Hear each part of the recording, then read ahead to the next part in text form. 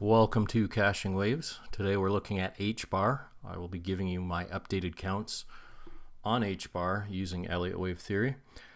And first of all, I just wanted to show you last video, if you missed it, the short I was looking for and the area I was looking to target. So let's just look at that real quick. So I'm going to give this a little more time. The area I would be interested in a short is once we get a B wave after this wave's completed. Whether we go up from here, drift sideways, pop up, that's an area I'd be interested in. Or if we come down a little more and then make our B wave. And very simply, wherever that is, we'll be looking for the 50 from when this wave completes, when it's finally complete, if it's from here or a bit lower. I'd be looking for a short at the 50. I'll make this a different color for you, just so you know what to look for. The 382 to the 618 is the most common. I always try and target the 50. You can take a bite at the 382, add more at the 50. Stop goes at the high of this. And we're looking for the 50 of this move when it's done. And we'll be targeting at least this area. So it's not a great risk reward, but it's a pretty simple trade setup once we do get it. As you can see, it played out pretty much as expected. First of all, that video was in this area right here. We got the pivot we were expecting. I ended up taking a bite at the 382 and the 50. Stop was at the high, although I didn't get the full move. I closed out at the 1-to-1 and I was on log scale. So I closed out right here on this wick and that one played out well. Things can always change. I just took the fib level trade, targeting the downside, stop at the high. I was expecting this area to take longer, potentially come up again before we came down, as you can see in that video, but counts can change so quickly. You're best to take the trade when it's available. That's what I did. Now let's go over what I think can potentially happen next. Now, first of all, this wave could come down further. We hit the target 1.236 of the A wave for our C wave so far. It can come down further. Next most common target's the 382. They're at 0.0516, and we can also come to the 1.618 at 4.91 cents. If we do come that far down, I'd be weary that this could potentially be a third wave and we could be coming down further after we do hit it. So that's a possibility, but that's not going to stop me from taking the opportunities available. First of all, my primary count has us coming up to at least 10 cents before a correction is potentially done. Now that's for a couple of different reasons. If you look at log scale, we actually came up to the 50 of this potentially fourth wave in the downtrend as that option. But if you look at it on linear scale, we have to use both scales. We haven't hit the 382 yet, the most common target between the 382 and the 50. We've just hit the 236. And if you look at the time this wave took, it's very quick compared to the third wave and our proposed second wave. Now, a couple things to suggest that it is complete is the rule of alternation, where our second wave we got a flat correction and this one could potentially be a zigzag correction. So it does meet that rule. It's just very quick, more quick than I would like to have it, but it doesn't mean it can't happen. If the fourth is in, right here, how would we come down? Well, first of all, this would have to be a wave 1. This would have to be our wave 2, which means we would have to have an ending diagonal. This is our wave 1. A couple things to support that is we did hit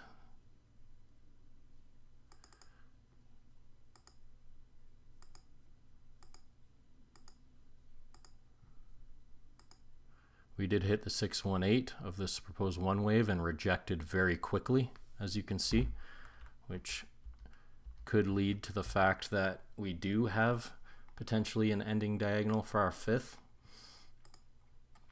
to bring our potential completion of this bear market.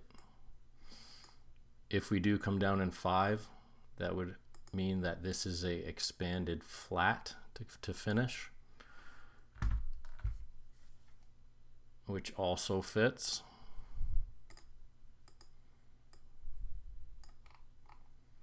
And what would our targets be for that? I would target between the 786 and the 1-to-1 of the first wave for our potential 3rd wave. And that would look like this. That's where we, on that shorter term, keep coming down and make 5 waves down past the 618. We'd expect zigzag back, just like this one.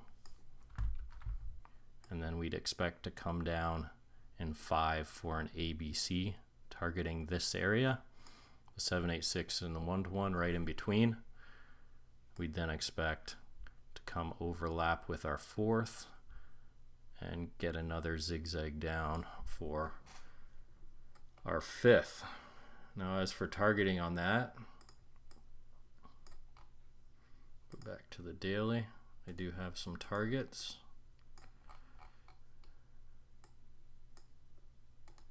I believe they were on a log scale. Yep, there they are. So as you can see, first of all, we hit right at the 1.618 and 764 there for our proposed 3rd wave, which fits. We can come to the 200% here at 2.8767 cents. We can also come to the 2.236 if we're getting 5 waves here, which is 2.21 cents. And if we look at our proposed targets so far, they're lining up pretty nicely there.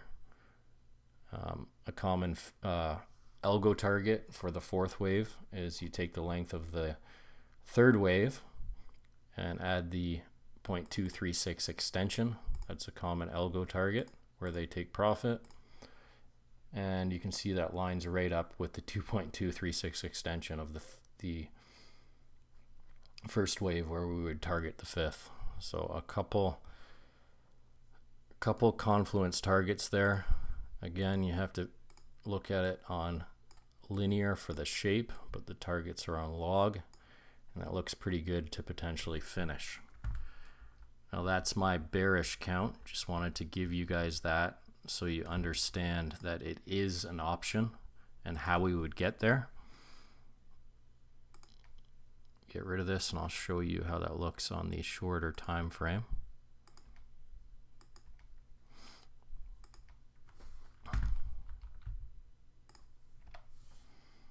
So let's zoom into the 4 hour.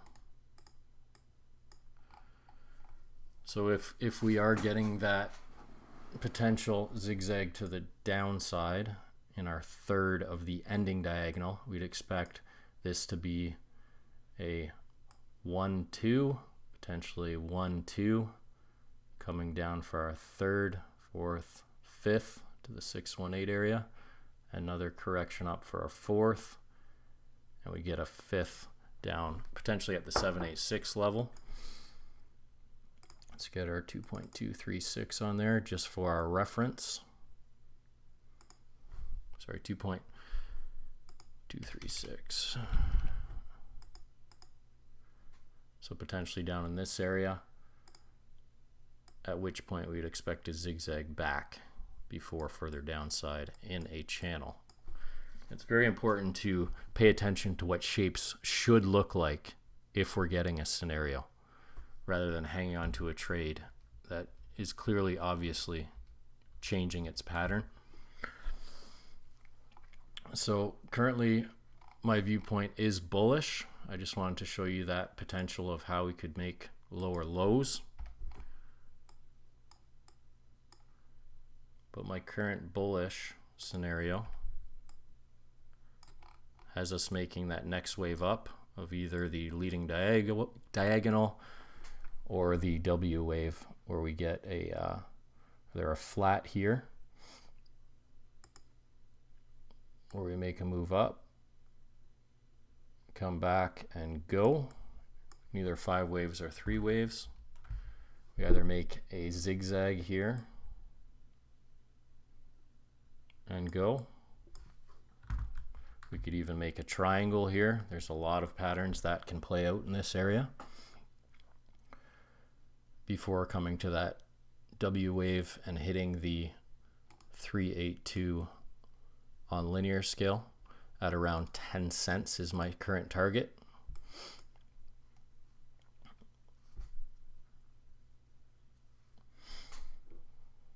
Let's go down to the 15-minute and I'll show you what we're potentially getting. So we have a potential double zigzag here to complete if we were to hold this low at 5.25 cents. Now I am currently long here. Can easily get stopped out. Need to make that very aware to you. Can easily get stopped out in this position. The only reason I'm taking it is the fact that it's such a good risk reward. A little bit about my trading style is I take pretty much every trade available. I only risk 1% of my trading account at a time, and I'm very aggressive with protecting my profits once they are in profit, raising my stops to make them a free trade as soon as possible. So first of all, if we do stop out down here in this area, come down for another wave, that's potentially the bottom at the 382. I would wait for a move up, come back and channel, take a long from this area, stop at that low. And I'll do that all the way down to the 618 each pivot.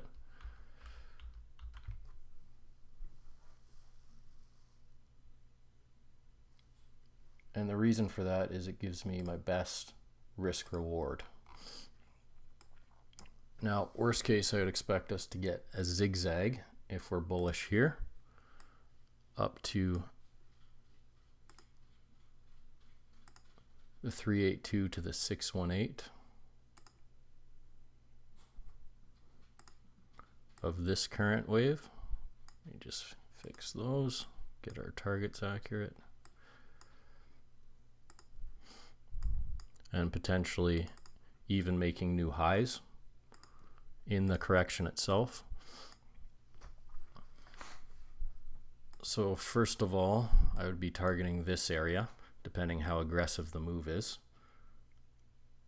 I would then wait for another 3-wave pattern, make sure it fills out as expected, then look for our next wave up. Again, this can turn into many corrections. It could turn into a triangle, could turn to an expanded flat where we get 3 back here. This creates a bigger pattern, and then we go to that 10-cent level, take off from there, looking for a shape like that. But there's many different options available.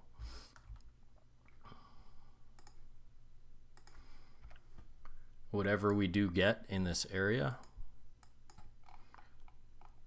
I expect it to range over the next little while, month or two, in this area. If we are getting upside, whether it's a zigzag,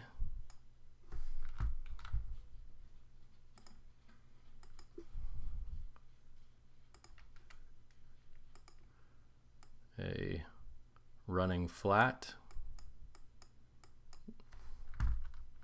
like that, or even a expanded flat where we make new highs, where we take the liquidity from the top end shorts and take the liquidity from the longs below this low. That's also a possibility. Now, don't get too distracted on the counts. just realize the options that can happen. If you want to take a swing trade for now, you would just protect this low at 3.99 cents right here of this proposed A wave. And if you do take that trade, it's about a 3-to-1 risk reward. Just be aware that that can take us out till pretty much the end of the year to get that trade. But it is the most reasonable trade with the least amount of risk currently available. Now I scalp pretty much at the lower time frames. So I'll have many different trades within this area. First of all, I'm targeting at least the 618, entering right here, stop at this low. At this high, you can see it's pretty much the same risk reward as the longer term count in one single trade using leverage. So that's my current trade option. Again, if we get stopped out here, we come down in 5, hit the 382, come back up. I would look within this area after we pivot, and that would look like this. Buy here, stop at that new low. Again, this target will change slightly because I'll have to pull the fibs down, but again, another 4-to-1 trade. And if it happens again at the 618, we come down again, and then we pivot up, get a sideways correction, look for that long in this area, stop at the low. So you can see we're just repeating the same strategy over and over again when we're getting close to the end of a count. Again, that will target different because we'll have to pull the fibs down, but then we get like a 10-to-1. So if any of these three pan out, they will wipe out any of those small losses we take, and we will not miss the move. That's the important thing. I know a lot of people missed the short today on Bitcoin. I didn't get the full move, but I was short from a few days ago. If you watch my videos, I wasn't that happy with the count, but I knew the direction was most likely down. So I took a little piece, and I'll have an update video on Bitcoin shortly. And I'll show you how that trade played out and what I'm looking for now. So as of now, looking for a move up in a corrective manner. This is not the end of the correction, I do not believe. Because if this is labeled accurately, which is the best count I have so far, where we get complex correction A wave, then this correction should take, in my point of view and my history with the market, what I expect, again, this isn't a rule, it's just a guideline. I would expect in fib time for the correction to take at least 33% in time of what this wave was. Again, it doesn't have to. Bitcoin didn't this past week, and I knew that was a possibility. That's why I took the short. But I would expect this B wave, so this first correction, connecting our potential A to our C, to take at least 33%. That's why I think there's so many possibilities here. Again, this could come up very slowly, create a corrective move up, and then just drop off of a cliff before we go. This could create a triangle again in this area. This could create an expanded flat in this area before we go. So don't rush anything, don't freak out. Just pay attention to what's happening on the smaller time frames. And those are the areas I'm looking for a pivot. Anything further than that, I would relook our ending diagonal scenario. So thanks for watching, guys. If you have any questions, please leave them below. Currently looking for longs. I'm taking every one of these opportunities. I implore you to be very careful with your risk. Do not take these trades unless you're monitoring the charts very closely and protecting your risk when price goes your way, to lower that stop loss to a free trade or at least half the loss, as long as you're paying attention. Thanks for watching, guys. Make sure to subscribe. I'll be updating these often. Thanks.